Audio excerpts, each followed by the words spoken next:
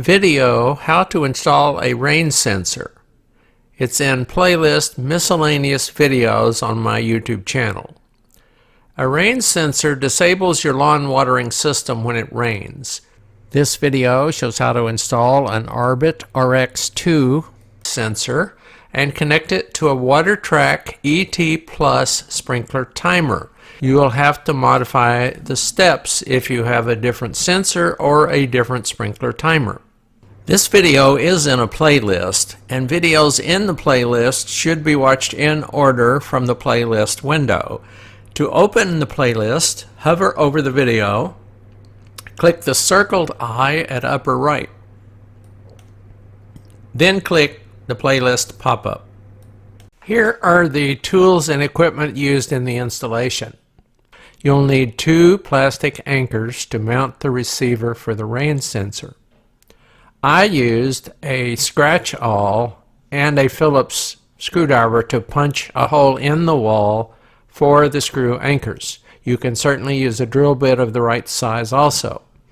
You'll need wire nuts to connect the receiver for the sensor to the sprinkler timer. I used a bubble level to get the sides of the receiver exactly vertical, but you could just as easily eyeball it, I think. Of course, you use wire strippers to strip the wires.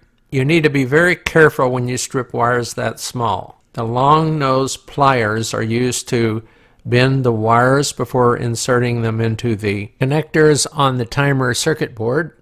You use a small screwdriver, which is part of a precision screwdriver set, to loosen and tighten the wires on the circuit board connectors for the timer. You have to hold the screwdriver with vice grip pliers because the screws have been coated with Loctite and the screwdriver is too hard to turn with just your fingers. And you use the hammer to tap the screw anchors into the wall. Before starting the installation, unplug the sprinkler timer. This will prevent damage to the timer or to you. The first thing you want to do is figure out where to mount the sensor receiver, which is this box right here. It's not as easy as it sounds because the wire is fairly short and it needs to enter the box where you can reach the places you need to connect the wires. So what you need to do is open the box. On the WaterTrack timer, you need to also open a panel inside this cover so that you can see the wiring connections. I have removed the flat cable that plugged in here from the cover that opened so that the cable is not in the way of making the connections. If you want, you can totally remove that cover and not just open it. I believe this might be the edge of the cover, but if you need more room to make the wiring connections, you can totally remove the cover. Once you've unplugged this cable, there's a coax cable that unscrews from the back of that panel. And then there's a thing at the top, a pin, but there's a place to push down to disengage the pin that's the hinge for the door. Once you push it down, you can pull the top edge forward, then lift it up and remove it totally. Then you have more room to work. What you have to do, again, you're going to have to drill a hole here for this wire. So you need to determine where you want the cable to come through. Then you need to mount the receiver box out beside the timer box so that the bottom of it where the cable comes out is opposite the point you want the cable to go through the box side. Because you don't want it to come out down here, because then you wouldn't have any way to get the cable into this area where you make the connections, likewise up here. So you want it to come in somewhere along here, and you want to make sure you're not going to hit anything in the process. So once you figure out where to mount the box, go ahead and mount the box. You put the top screw in first, but don't tighten it all the way up. You punch a hole through the wall board, you hammer the screw anchor in, then you attach the top part of the receiver box where the top screw hole is. Then you rotate the box until it's absolutely vertical. Then you mark and punch a hole and mount the bottom screw. Once you have the box mounted, figure out exactly where to drill the hole. It's a little tricky because the back of this box is a double back. you have to make sure you drill in front of the inner wall. There's a little bit of slop, but you don't want the drill bit to come out behind this surface. It's not too critical up and down where you want it, because you're going to have to run the wires from here to here from this cable. So either way, you could bring it up there, run the wire down, or you could bring it in the middle, run the wire both ways, whatever you want. So once you've drilled the hole and fed the cable through it, you can strip enough of the cable so that the wires you're going to connect are outside of this shield around the cable. Be very careful when you strip that cable, when you cut off the outer sheath, because it's very easy to cut those thin wires at the same time. If you use the type of wire stripper I showed you in the picture for the tools, if you just use a gentle pressure on it and very gradually cut through the sheath, you'll be able to remove it without damaging the wires. Or you could use a small knife, but be very careful not to cut through these fine wires. Once you've got enough of it stripped so that you can somehow connect the power wires to the top and the control wires to the bottom, then you're okay. I did not find it necessary to shorten the original cable. I only stripped part of it off. I did not shorten it. And you can see that there's not a huge amount of excess cable here. So probably don't want to shorten the cable at the same time you're stripping it to make the connections. Okay, to make the connections, you have to connect to 24 volt power here. The red and the yellow wires were originally connected here to power the circuit board. You have to pull those wires out, and you have to loosen these two screws and pull the wires out, then use wire nuts to connect another wire that goes back to where the wire originally plugged in for each one, and the two red power wires that feed the receiver box have to come out here. So here's your sheath cable. The red wire comes out. It's tied to, one of the red wires is tied to this power wire. The other red wire is tied to this power wire, and it goes back out through the cable to the receiver box. On the bottom end, locate, again, this is for the weather track. If you have a different one, obviously your wires are going to be in a different place. But the wire you want is the common wire. If you disconnect the common wire here, that original common wire that you disconnected from here gets connected to the yellow wire to the receiver. The white wire from the receiver, which is this wire, then connects where you removed the common wire. I used a wire nut here, which I really didn't need to use, because at the time I made this connection, I was having trouble tightening this screw on a small wire. I since discovered if you put vice grips on the screwdriver, you can tighten that screw all the way down. So you really don't need this nut. This wire needs to come in here. It's the white wire from the receiver. It goes to where the original common wire connection was in the timer box. Once you get the 4 wires connected, and making sure you've reconnected the power wires back where they belong. Once you have everything connected, push the wires back into the box so they don't interfere with a door that will sit against this surface. Now, if you removed the door to do the wiring, you'll have to reinstall the door. If you simply opened the door and did the wiring, just close it.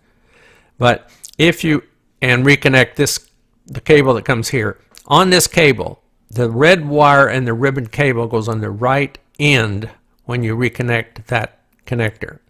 The red wire on the flat cable goes on the right end of the cable when you plug it back in here. Now, if you connected the coax that screws onto the back of that panel that opens up, go ahead and reconnect that. So get them both connected. You can reattach the hinge before you do those connections, and you probably should. Remember that the hinge, that you engage the pin at the bottom of the panel that you're replacing. You press down on a part of the door where the upper pin is, to lower the pin so you can slide it into where it belongs out the top. You re-engage the pins, then make sure the door will close. If it won't close, there's probably a wire in the way that you need to move. By the way, this wire here is the one that screws onto the back of the door. So it will not prevent the door from closing, because as you close the door, this wire goes to the middle of that panel you're closing. So it'll set over here somewhere and there's room for it. So this isn't going to prevent the door from closing. But you want to make sure none of your other wires or nipples or anything else are in the way of this door closing. There's no screw holding the door closed. You just press it closed. And then once you've pressed it closed, plug in the sprinkler timer. You're ready to follow the instructions that come with the Orbit sensor to test it. And I'll refer you to the instructions from Orbit for that. But basically what you do is you start one of the sprinklers manually, and then you push the manual override button on the control box. It should stop the sprinkler instantly, and if you push it again, the sprinkler will resume. That verifies that the control circuit in the receiver is working. It does not verify that the radio is working to communicate with the sensor, and that you have to do following the directions. You don't want to mount the sensor outside until you have initialized the radio communication between the sensor and the receiver box. Before you initialize the radio for the sensor, move the bottom black switch to either the rain sensor or the rain and freeze sensor position. There's a little rod that sticks out of the top of the rain sensor that you will press as part of your connection process to establish the radio connection. And there's a button on the receiver box that you will press. One thing you might want to do before you mount it is tighten this bolt here. You'll need a Phillips screwdriver on one side and pliers or something equivalent on this side. Just tighten it a little bit. It was a little loose as received. The bracket that comes with the Orbit rain sensor is double purpose. It is a U-shaped bracket that hooks over the edge of a rain gutter. Then there's a plastic piece and screw that come in from the back and hold everything together. And it works fine, but what I had to do to get it to fit my gutter is I had to bend this lip where the bracket is, and even though I bent it, the screw still touches the edge of the bent lip and makes it hard to screw in the thumb screw that holds it in position. That's only a problem because this is not the solar powered model, it's the battery powered model, and you have to change the batteries when they run down.